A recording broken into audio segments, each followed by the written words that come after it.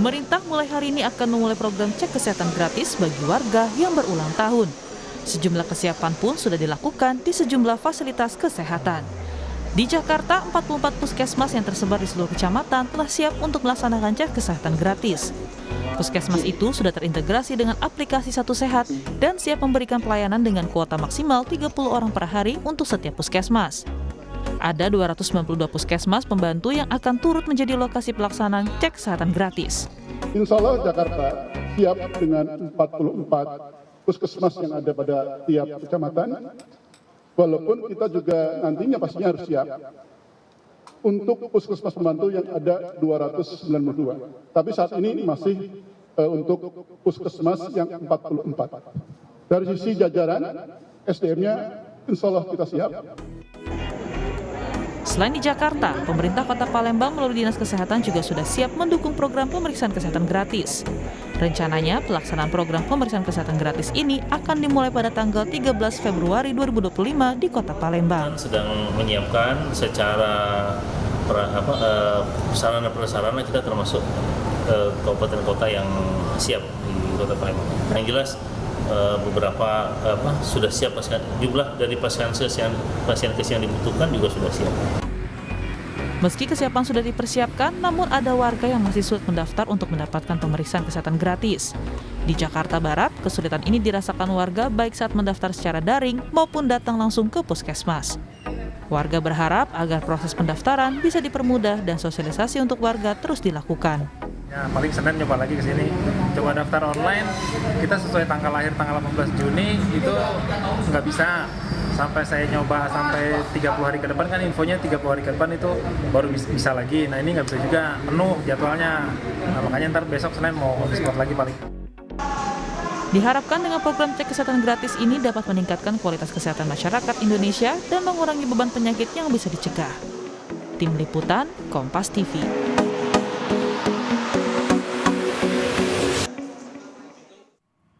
Program cek kesehatan gratis akan dilaksanakan mulai hari ini. Warga Indonesia yang berulang tahun bisa mengecek kesehatan dengan mendaftar terlebih dahulu.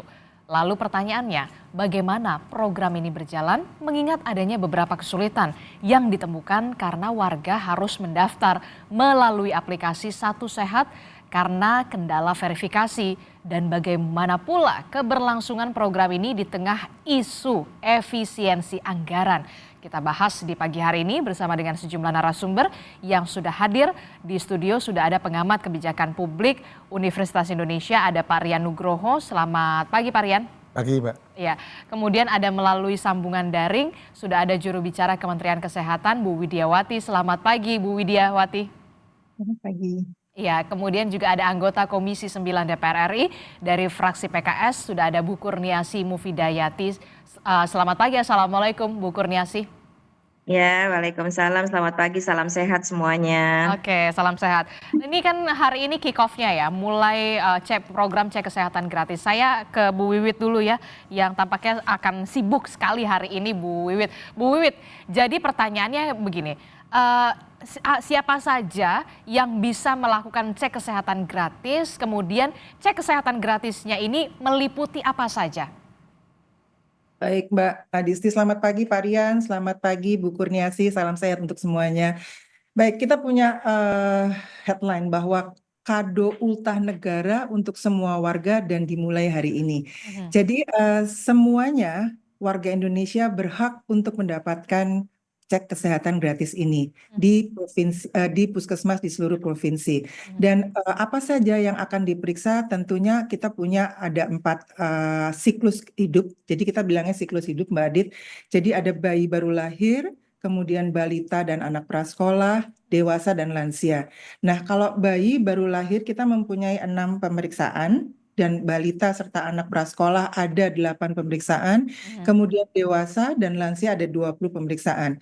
Yang berbeda adalah di anak sekolah, karena pada usia anak sekolah dan remaja itu pada 7 sampai 17 tahun itu dilaksanakan di sekolah pada saat mereka memulai ajaran tahun baru Juli 2025.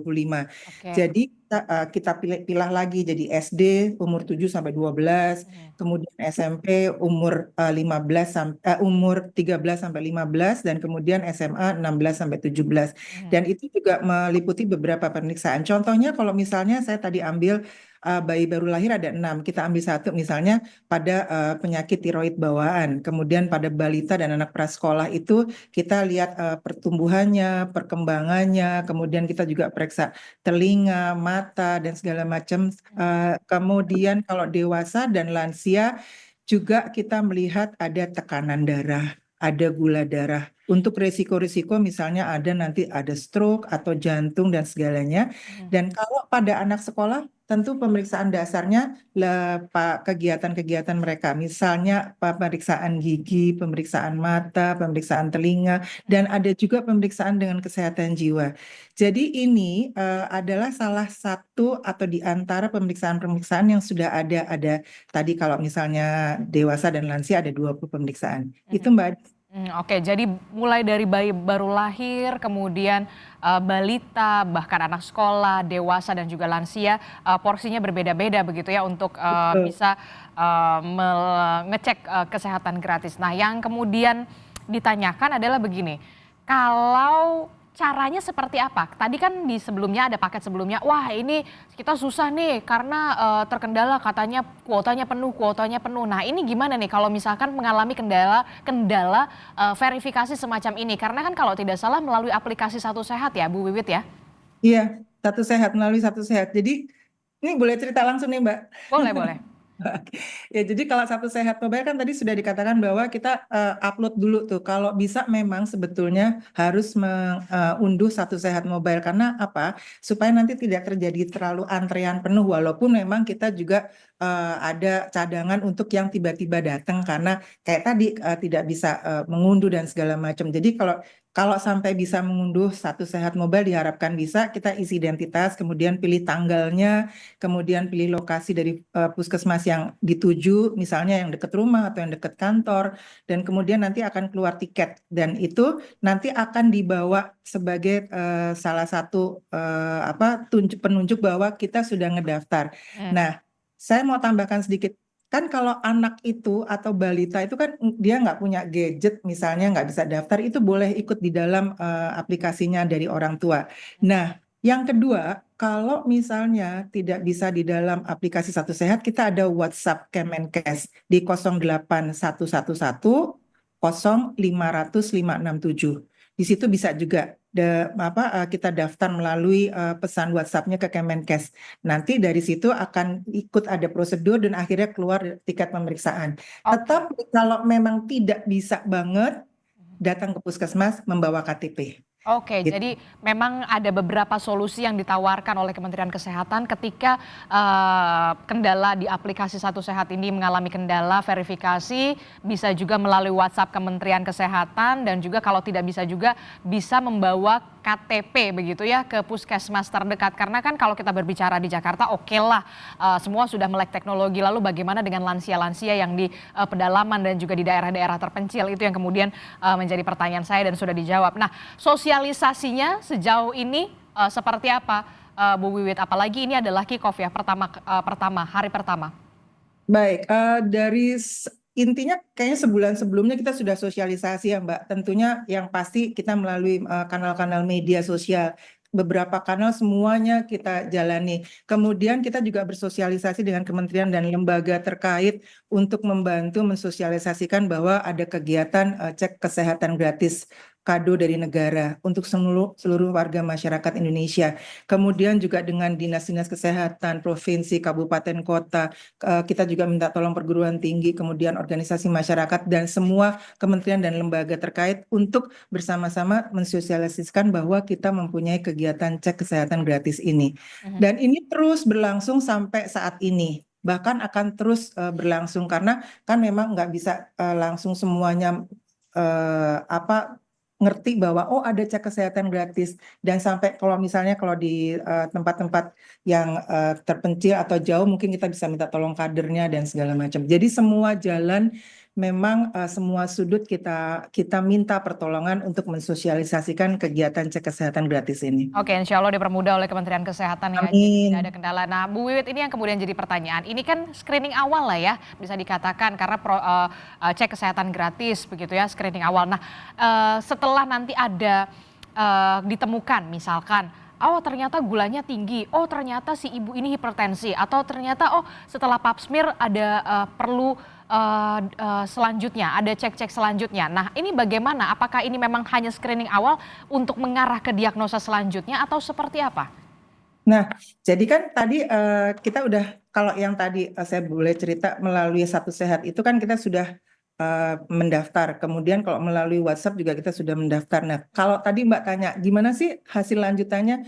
Nah, kalau misalnya hasilnya normal, penerima manfaat itu akan menerima edukasi mengenai pola hidup sehatnya dan pencegahan penyakitnya. Dan mereka juga akan diingatkan untuk melakukan selalu cek kesehatan secara rutin setiap tahun untuk menjaga kesehatan mereka. Sekarang kalau ditanya, ada nggak hasil selain normal, misalnya kita tiba-tiba ada penyakitnya. Nah, kalau jika hasilnya menunjukkan kondisi yang kita menderita sesuatu atau masyarakat menderita sesuatu, pengobatan itu akan diberikan di puskesmas. Jika diperlukan penanganan lebih lanjut, rujukannya ke BPJS akan diberikan ke fasilitas kesehatan tingkat lanjut atau FKTL untuk pemeriksaan dan perawatan lebih lanjut.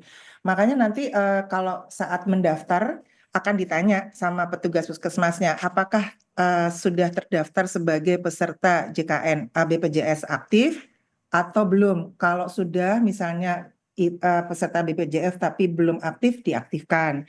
Tapi kalau misalnya belum, seiring sejalan akan dibantu untuk ikut kepesertaan BPJS, supaya itu tadi nanti kalau misalnya hasilnya ada yang ditemukan sesuatu, maka akan dirujuk sesuai dengan prosedur BPJS. Oke, cukup lengkap sekali penjelasan dari Bu Wiwit ini. Saya mau ke Bu Kurniasi. Bu Kurniasi, kalau Anda melihat dari DPR sendiri sebagai wakil rakyat, kado ulang tahun dari pemerintah kepada rakyatnya adalah cek kesehatan gratis. Anda mengapresiasi soal itu?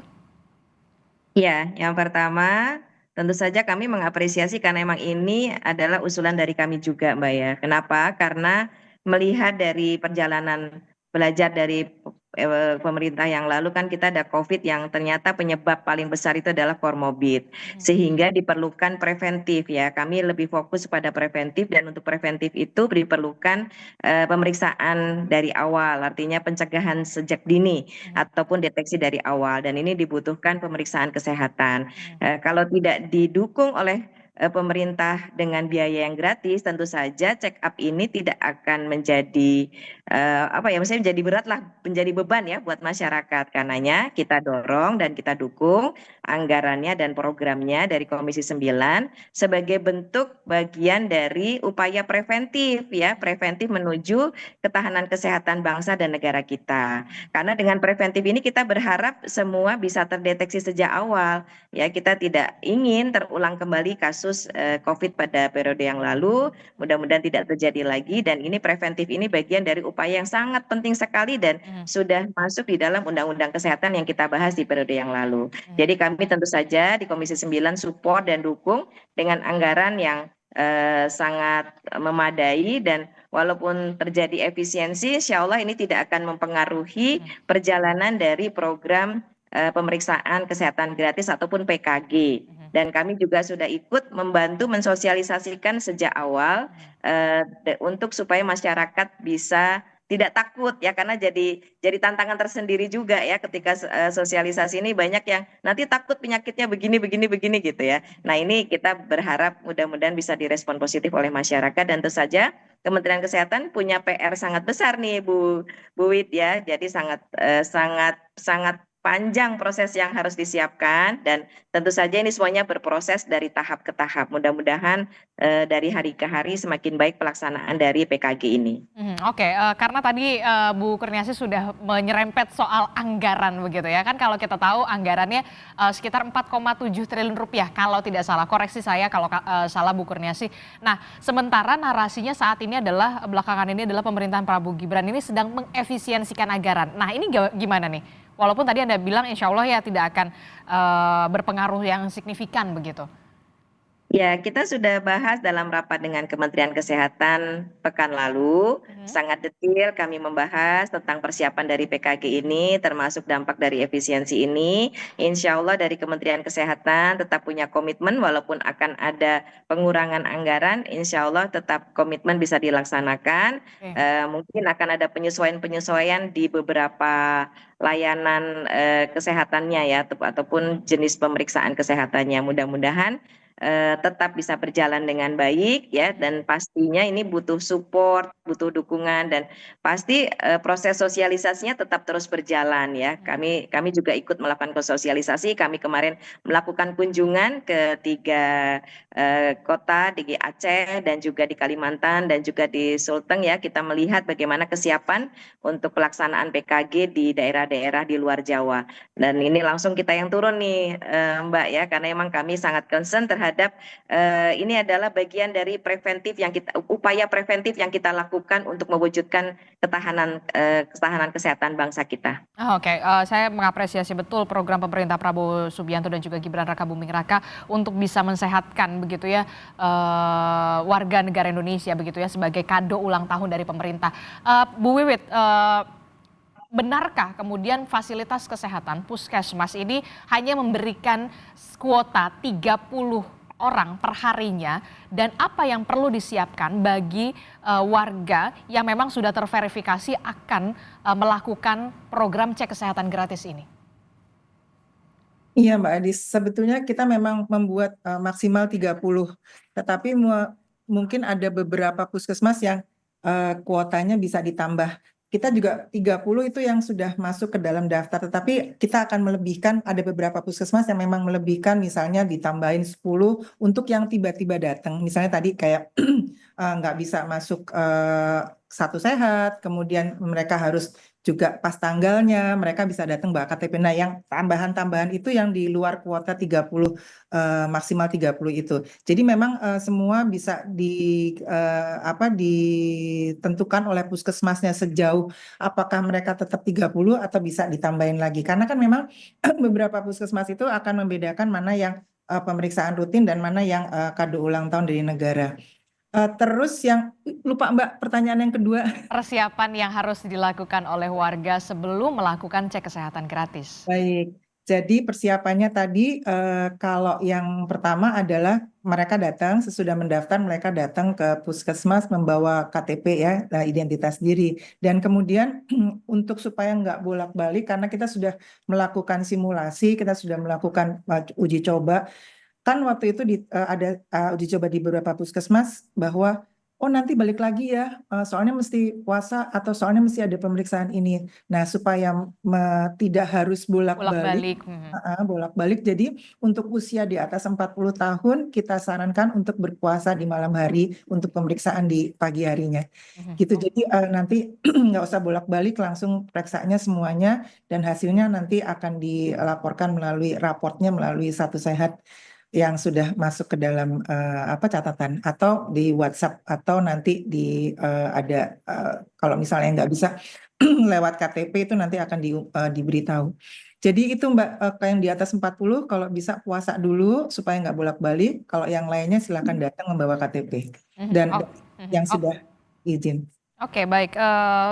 Itu yang kemudian harus dipersiapkan kalau yang usia 40 tahun ke atas harus berpuasa dulu malamnya begitu ya supaya tidak bolak-balik, termasuk juga soal kuota ini yang kemudian perlu diperhatikan begitu karena setiap puskesmas itu punya fasilitas yang berbeda-beda, kemudian tenaganya juga berbeda-beda. Inilah yang kemudian harus dipahami betul begitu ya, jangan sampai ada pembludakan di sana begitu ya Bu Wiwit. Saya ke Pak Rian dulu, sebentar ditahan dulu Bu Wiwit ya.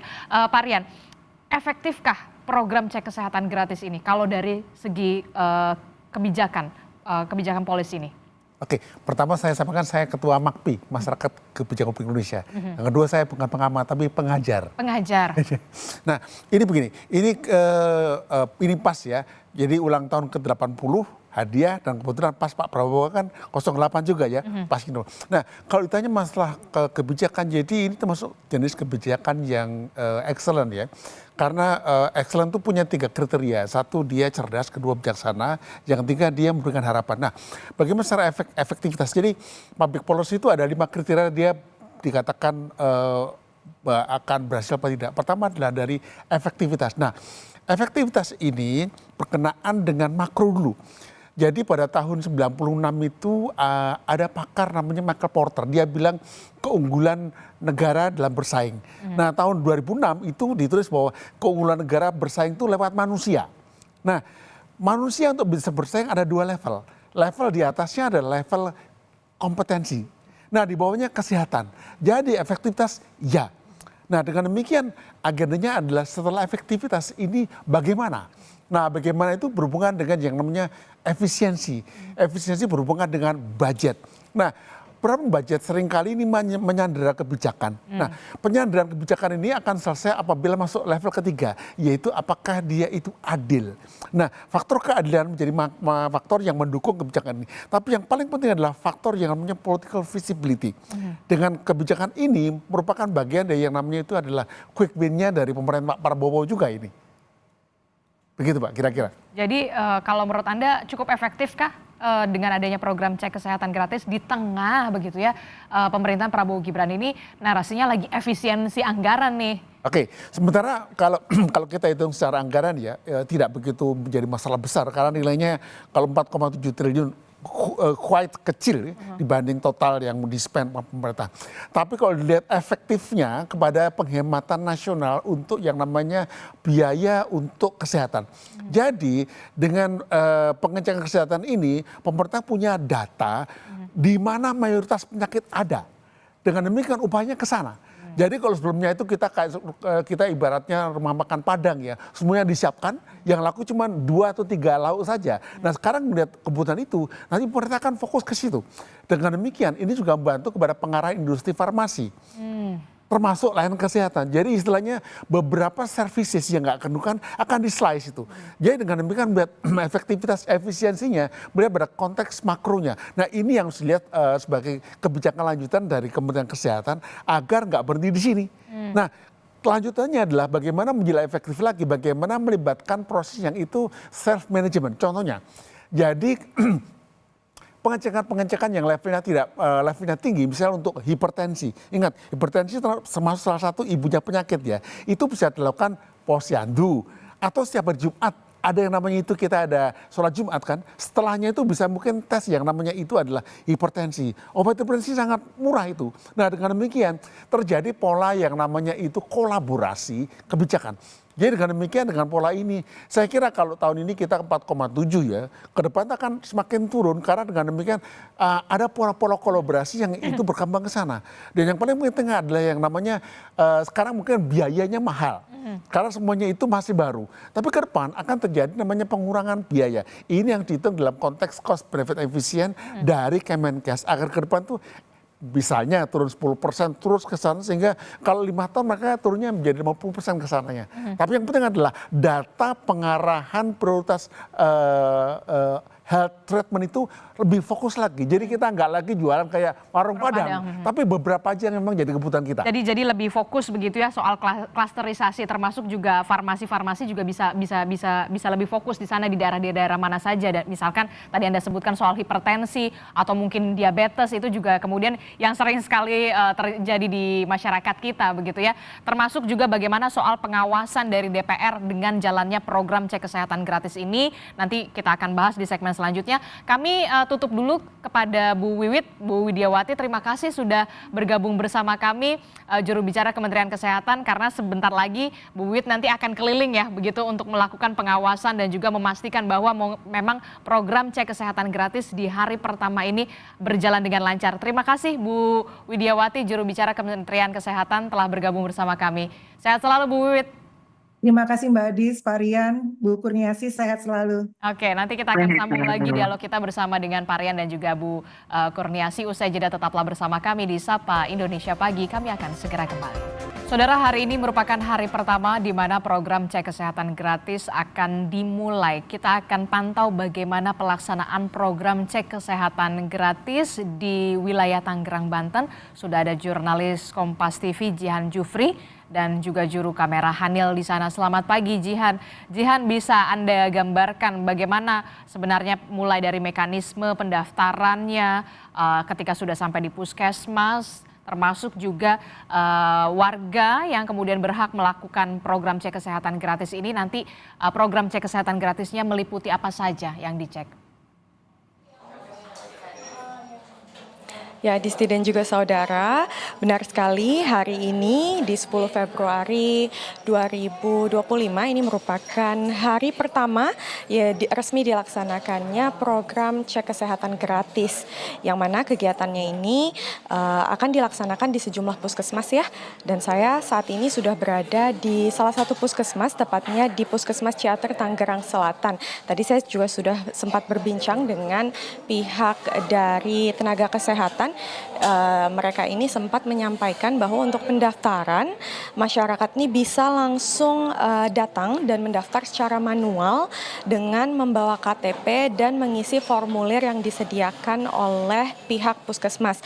Lalu untuk pendaftaran secara digital ini pun bisa dilakukan melalui aplikasi Satu Sehat dan nantinya bisa langsung mengikuti langkah-langkah yang tertera di aplikasi, atau masyarakat pun bisa mendaftar melalui WhatsApp atau ke nomor resmi Kemenkes RI di 08111 0500 567. Nah, untuk cek kesehatan gratis ini memang dibagi ke beberapa jenis ya. Memang tujuannya adalah untuk memecah atau mencegah pembludakan dari masyarakat yang datang ke puskesmas ataupun ke klinik yang bekerja sama dengan BPJS RI. Untuk jenis-jenisnya ini ada beberapa, ada cek kesehatan gratis pada saat ulang tahun, ini bisa dilakukan hingga H+30 sejak hari ulang tahun masyarakat atau individu, lalu cek kesehatan gratis di sekolah dan juga cek kesehatan gratis secara khusus. Untuk apa saja yang bisa diperiksakan oleh masyarakat ini memang secara menyeluruh ya, mulai dari cek tumbuh kembang anak, lalu cek gula darah hingga pengecekan penyakit-penyakit kronis. Dan untuk siapa saja yang bisa memeriksakan dirinya di medical check up atau CKG, cek kesehatan gratis, ini mulai dari bayi, balita, dewasa hingga lanjut usia atau lansia.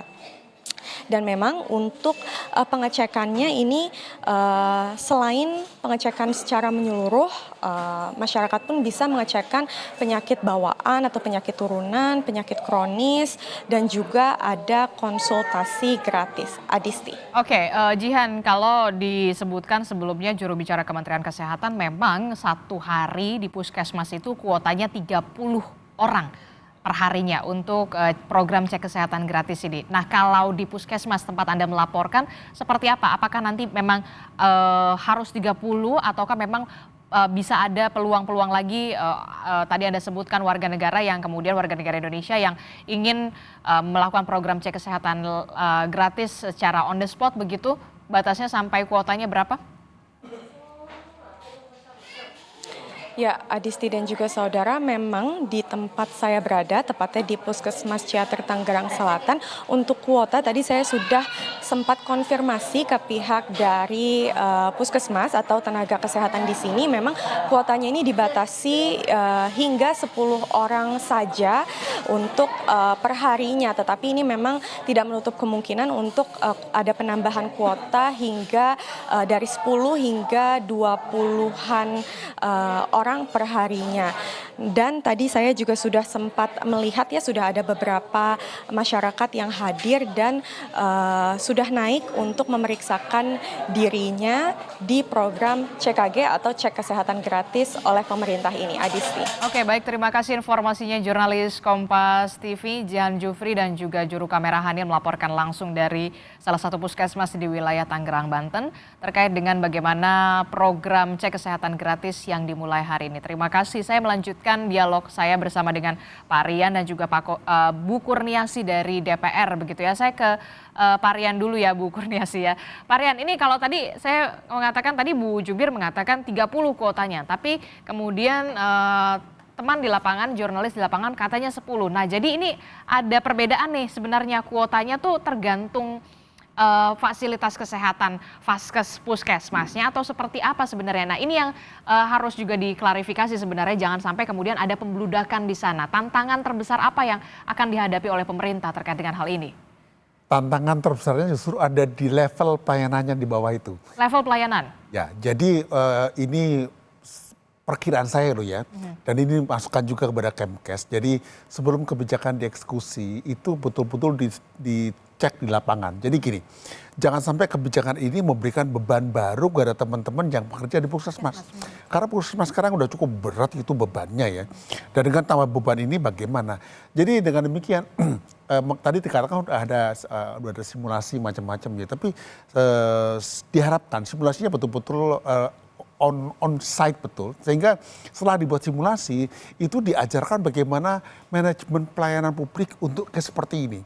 Di dalam pengalaman saya mengajar untuk public services ya, jadi apabila ada yang namanya pusat layanan masyarakat yang itu setelah dilihat dia itu mempunyai kemampuan melayani 100, maka secara teori dan dasar prakteknya dia diskon 20%. Jadi kalau dia mempunyai kemampuan layanan itu 50, maka dia maksimum itu adalah 50 dikurangi 20%-nya. Nah, kenapa? Untuk spare apabila ada problem misalnya listrik mati, kemudian ada yang mengetes itu dia lagi sakit anaknya, itu yang namanya risiko di situ. Nah, ini dari yang lihat tadi, sepertinya perlu dibantulah oleh Kemkes agar yang namanya penetapan target itu sifatnya tidak orang bilang saklek gitu loh, luas. Jadi disampaikan aja target akan range antara 10 sampai 50 tergantung kemampuan dari masing-masing. Karena masyarakat kita itu masyarakat yang overhope ya. Kita sering kritik masyarakat 62 ya, yang suka marah kalau nggak Warga plus 62 gitu. Lah katanya kuotanya sampai 30, kok di sini cuma 10. Nah, karena masyarakat kita belum dewasa, pemarah. Jadi daripada seperti itu, harusnya dibuat namanya komunikasi kebijakan yang luas. Ada range seperti itu dan masing-masing puskesmas diberitahu, Anda mempunyai kemampuan berapa. Nah, dari berapa itu kira-kira hanya berikan 80%. Ini adalah namanya risikonya agar nggak terjadi pembudakan tadi. Ini sangat penting agar tidak terjadi nanti konflik di lapangan. Kalau konflik kan kasihan juga karena puskesmas sangat berat, masyarakat sangat berlebihan dan kita pengen program ini berhasil gitu, gitu Mbak. Oke, inilah yang faktor-faktor teknis semacam ini yang memang seharusnya sudah diantisipasi oleh Kementerian Kesehatan soal bagaimana pembagian kuota begitu ya. Setiap puskesmas itu berbeda-beda, jadi tidak harus saklek 30 begitu per puskesmas karena kemampuan puskesmas itu berbeda-beda. Apalagi kalau puskesmasnya di daerah-daerah terpencil begitu ya, yang minim fasilitasnya juga begitu dan juga tenaganya. Itu soal teknis. Lalu bagaimana soal keamanan atau pengamanan data di sana? Sangat betul Mbak Adisti. Jadi sebelum ke sana kita berbicara masalah penggunaan data dulu. Jadi setelah pemerintah mendapatkan data ini, datanya mau diapakan? Untuk itu saran saya ada 3. Nomor 1, masyarakat itu harus bisa mendayagunakan datanya. Katakanlah yang bersangkutan itu ketahuan dia punya hipertensi. Maka dia mulai belajar bagaimana dia mencegah agar ini dia tidak semakin tinggi atau diabetik gitu kan ya. Jadi pertama-tama masyarakat harus bisa mendayagunakan data itu. Kedua, puskesmas kemudian bisa memberikan treatment awal. Misalnya kalau dia udah ketahuan punya rekodnya itu hipertensi, maka dia berikan yang namanya obat hipertensi dulu dan diberitahu berapa lama, karena hipertensi kalau nggak salah itu bisa berjangka, bisa selamanya dan seterusnya. Dengan demikian orangnya dicegah untuk sakit dulu. Dan kalau dijaga sakit, maka yang puskesmas nggak akan penuh lagi. Karena apa? Orang udah ditanggal di sana. Makanya kalau boleh dikatakan yang namanya kebijakan ini adalah kebijakan preemptif, kata orang Amerika Serikat. Nah, ketiga betul. Jadi gini, kalau yang namanya saya adalah pengusaha farmasi dari Amerika Serikat atau China atau Prancis gitu kan ya, maka saya mengincar data ini. Kenapa? Saya kan, wah ternyata orang Indonesia itu ternyata penyakitnya A, B, C, D, E. Maka saya memberikan data kepada diri saya dan mereka menggerojok kita dengan produk itu dengan harga murah. Bermutu tinggi lagi. Sehingga kita mengalami kolaps industri kita. Dan kedua, kita mengalami ketergantungan obat juga kepada negara itu. Dan ini mempengaruhi yang namanya daya saing dengan negara tertentu. Dengan demikian, kalau dibolehkan, maka kita sarankan yang namanya data ini betul-betul dijaga tempatnya, jangan sampai bocor. Jangan sampai ada seperti kasus dulu ya, PDN bocor itu kan karena sementara ya. Jadi data ini, pertama kita bicara masalah bahwa data ini adalah yang namanya the new oil. Tapi yang kedua adalah, ingat loh, melindungi data ini bagian dari amanat Undang-Undang Dasar 45. Kenapa?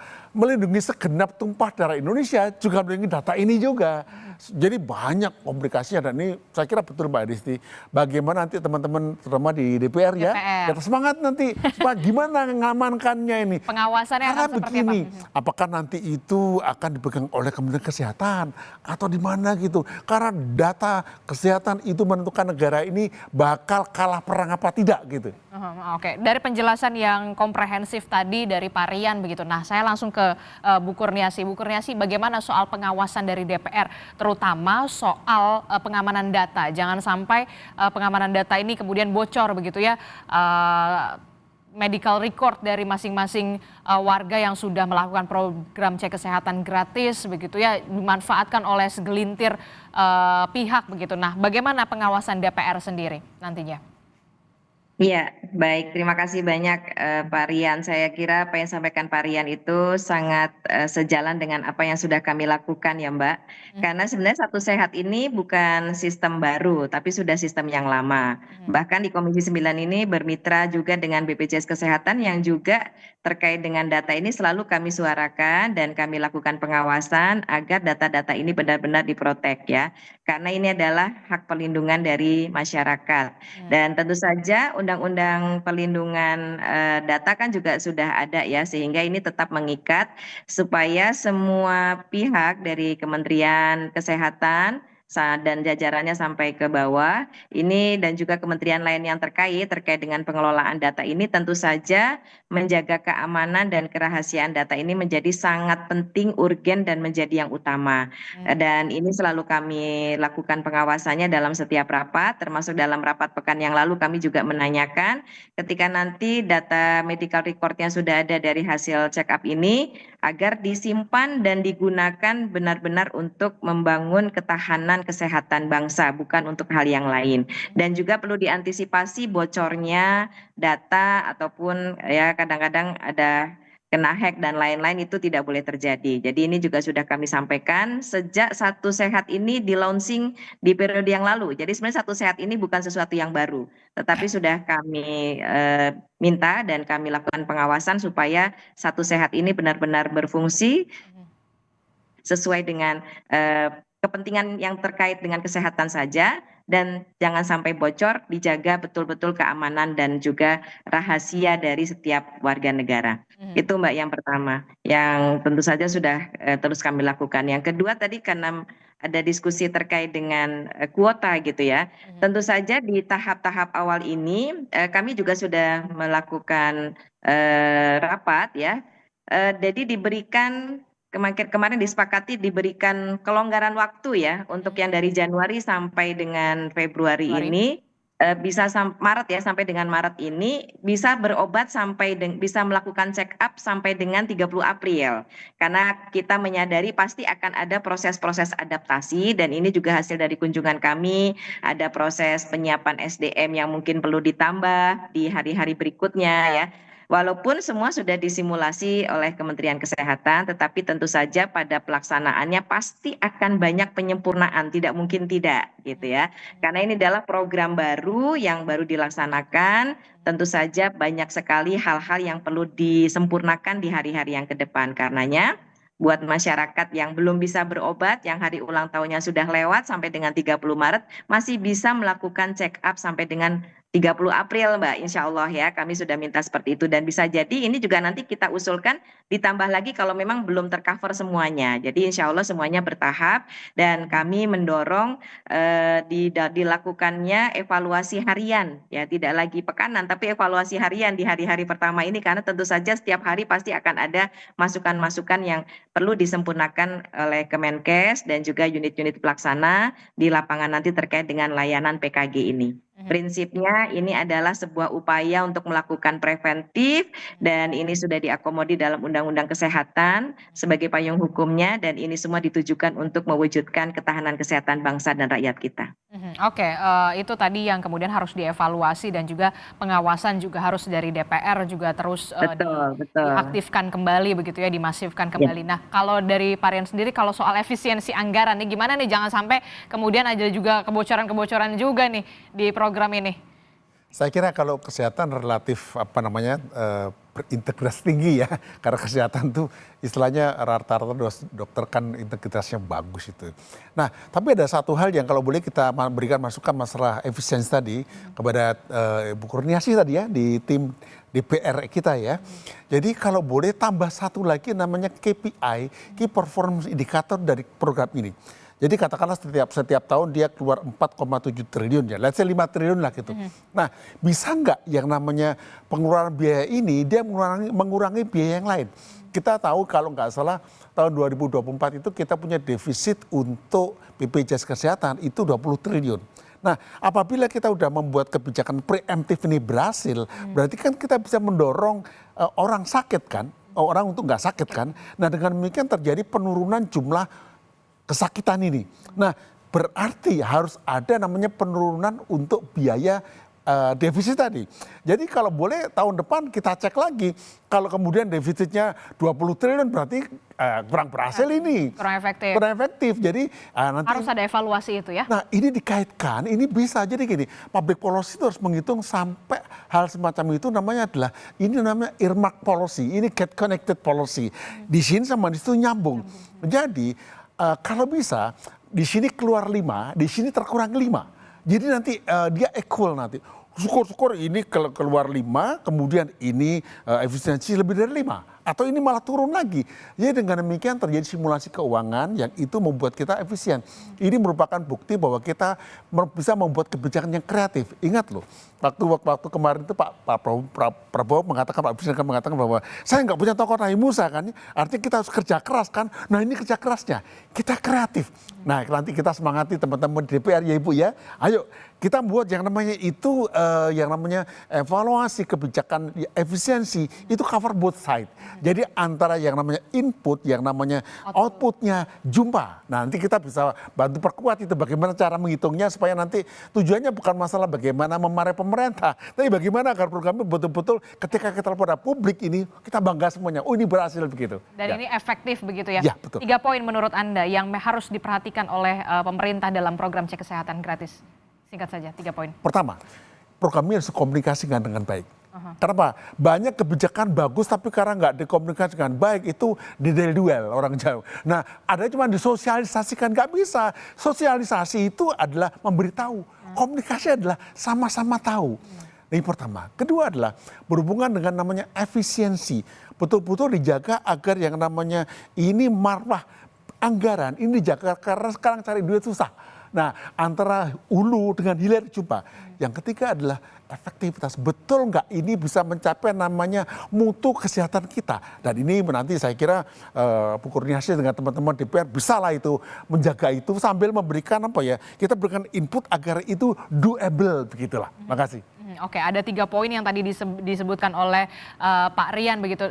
Terakhir Bu Kurniasi, apakah nanti akan ada evaluasi soal program cek kesehatan gratis ini mungkin per 6 bulan kepada Kementerian Kesehatan atau semacamnya, jangan sampai kemudian nanti tahun depan kita lihat, oh ternyata efektif nggak nih sebenarnya gitu.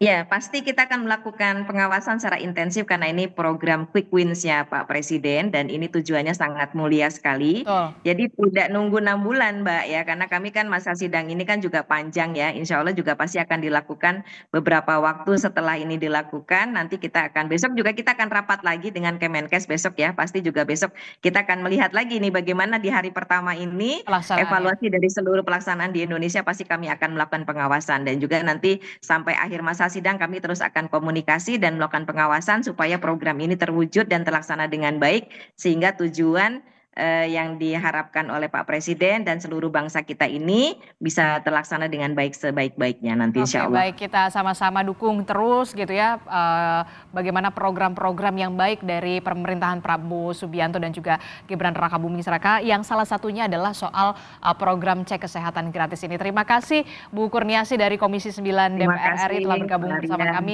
Pak Rian, terima kasih sudah bergabung bersama kami, pengajar dari Universitas Indonesia. Kemudian tadi ada juru bicara dari Kementerian Kesehatan Bu Widiawati. Terima kasih Bapak-bapak dan juga Ibu-ibu.